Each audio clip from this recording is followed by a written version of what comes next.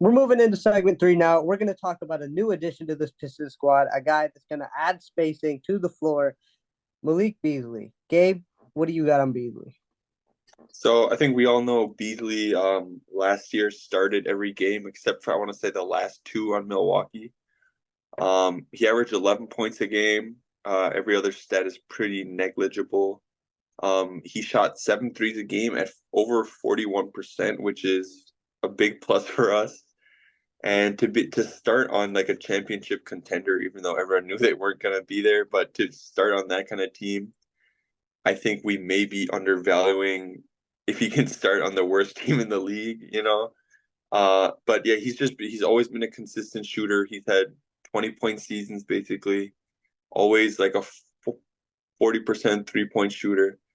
Um, just really consistent. And the discourse last year was that he can't hold up defensively, especially next to Dame. I think with our team, theoretically, with like the size Cade has and Asar and Stu and stuff, that wouldn't be as bad. And he's also said in some interviews that he really wants to focus on that end of the floor more. Um, so yeah, I'm expecting much of the same. He averaged 11.3 last season. Like I said, I could see it being around the same this year. Maybe like 10 points a game, shooting like 42% from three. Whether he's starting or not, he's gonna have a role on this team. And he's gonna get shots up and make some shots. That's really all there is to his game, and he does it well.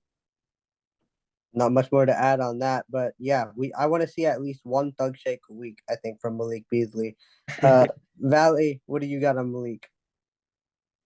Um, I don't know. What I'm expecting from him is just a high volume number of 3 pointers and a pretty good return rate. Like I don't want him shooting inside that arc. I don't have the numbers of where his shots came from in Milwaukee. I'm assuming the vast majority of them were threes, but I really don't want him to do anything else on this roster other I than can come in. answer that real quick if you want. Yeah, He let's took do it. 6.9 threes and 2.3 2-point attempts. All right, let me see like 1.3 2-point attempts. Uh, that's when your foot's on the line or a wide open layup.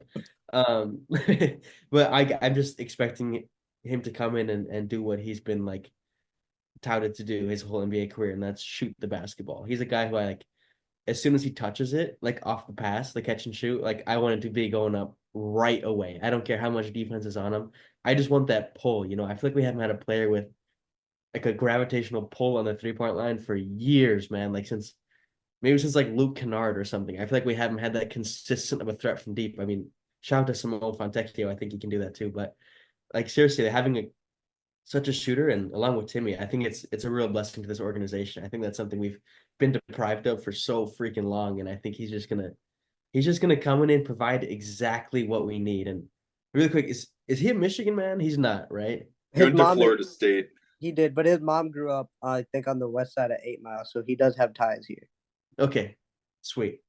Yeah, so gravitational pull to the arc is what he was brought in to do. Connie, what do you got to add, if anything, on Malik Beasley? Hey, make threes and make specific kinds of threes. You guys watch Family Guy? Yeah, There's a yeah. cutaway gag that you might recognize. Corner three. Corner three. That's good stuff right there. He spams the corner three, and it's very corner three. I got a thing on that on the page right now. So go check that out if you haven't Yeah, already. you do. Yeah. Corner three. That's so But good. left corner three, 46.8% on 94 attempts. Right corner three, 46.6% on 131 attempts. That's That's all I wild. gotta say, man. This guy's gonna be in the corner. He's gonna catch and shoot. He's gonna make some shots. I'm looking forward to seeing Malik Beasley. As long as he knocks down the shots, I don't think any of us are going to have a complaint. Uh, we got a little time on this segment, so I pose two questions to you guys. Number one, what are you expecting his 3-point percentage to be this season? And number two, is he gone at the trade deadline? So I'm going to say 45 from three, and yes, he's gone at the deadline. 45. 45 is wild. So Hey, I got to have high hopes first to drop him. his career high for a season is last year when he shot 41.3%, and that was next to Dame and Giannis. Let me have my moment, man. Come on. I'm gonna say 41%, same as last year. Yeah, And realistically, I'd say 42, 43. But if I'm dreaming, I'll say 45. he is on the 1 year contract, but I do think we're gonna be relatively competitive.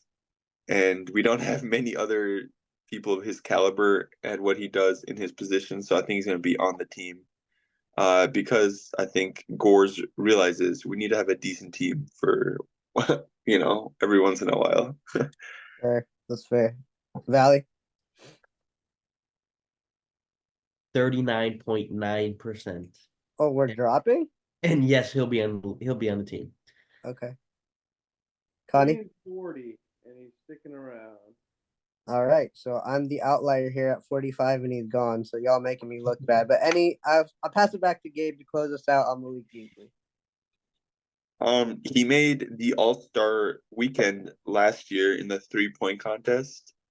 Are we seeing a repeat in that, or is it now that he's on the Pistons, he will not get consideration? He's Man, I not sure getting hope so. consideration. Yeah,